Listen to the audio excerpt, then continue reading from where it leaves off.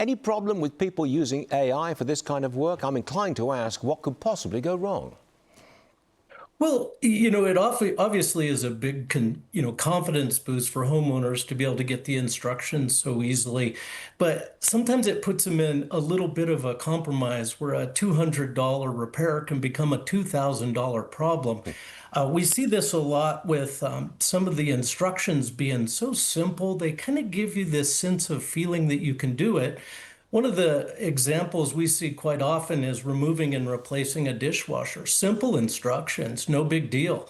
But the expertise to make sure that there's no water leaking underneath the dishwasher when it discharges or the supply line is the art of installing it. And we've seen floors buckle, cabinets have fungal growth under them.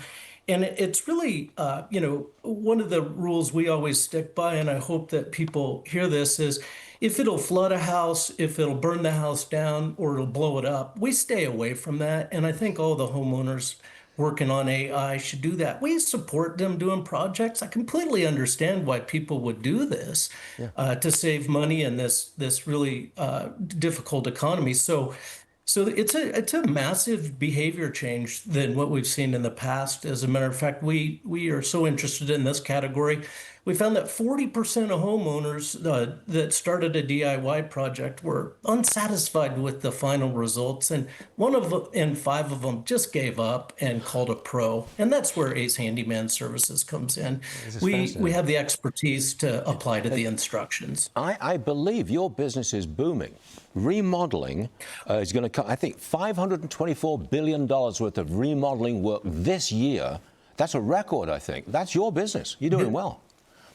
Yes, sir. We're double-digit growth at Ace Handyman Services.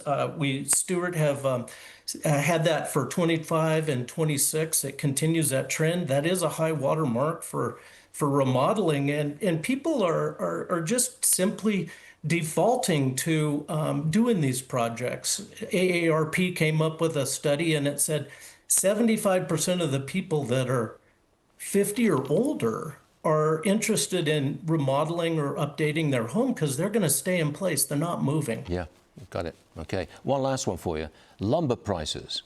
I've been following them because I'm a tree farmer, and they've hit their highest level in 4 years. How are you negotiating record lumber costs? Did you see any relief in sight?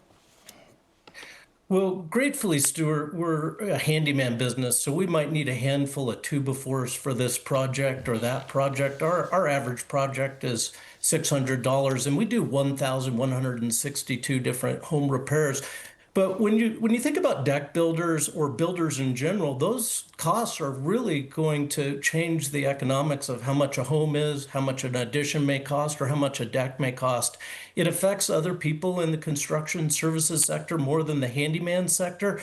So we're all pulling, but people are remodeling. They are seeing it's a lifestyle upgrade. Kitchens, or they want them beautiful if they're in their 50s. They want bathrooms spa-like, and the trend we're seeing is, a lot of aging in place is happening. The baby boomers, what they're looking for, they're looking to modify their home, wider doorways, walk-in bathtubs, easy to use handles and grab bars. So it's quite a growth period in a boom Andy, market. I'm an older baby boomer. Do you install elevators? Because I could use some help. I'm out of time. Sorry, Andy, I'm out of time. I can't hire you for an elevator, but... Stuart, I will make time to install an elevator for you, sir. You're a good man. Andy Bell from Ace Hardware. Great stuff today. I'm glad your business is booming. We'll see you again soon. Thanks, Andy.